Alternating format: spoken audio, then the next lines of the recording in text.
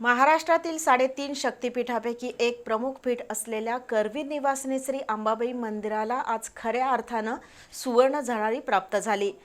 तब्बल 12 तास कलशारोहणाची प्रक्रिया सुरू होती। ते काम आज सकाळी 9 वाजता पूर्ण झालं।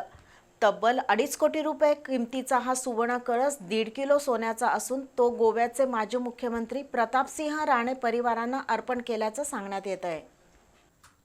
श्री अंबाबाई देवीच्या खजिन्यात असंख्य भाविक यथाशक्ती रोख रक्कम आणि सुवर्ण अलंकार दान करत असतात।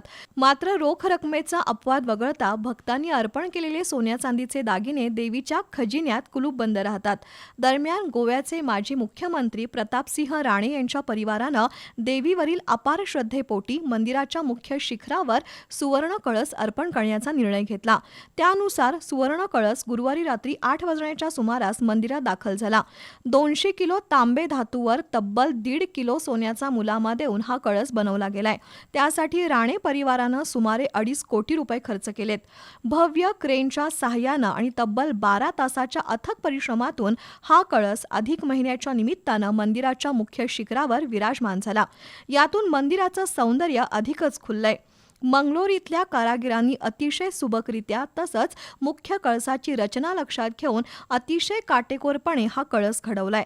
मंगलोरचे 10 आणि देवस्थान समितीचे 15 अशा एकूण 25 कर्मचाऱ्यांनी कळस बसवण्याच्या प्रक्रियेत भाग घेतला।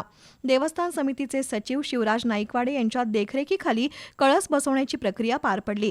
दक्षिणेकडील राज्यात अनेक मंदिरांवर ज्याप्रमाणे सुवर्ण कळस असतात त्याचप्रमाणे आता कोल्हापुरातील श्री अंबाबाई देवीच्या मंदिरातील मुख्य शिखरावर हा सुवर्ण कळस विराजमान झाल्यानं भाविकांमध्ये समाधान व्यक्त होत आहे।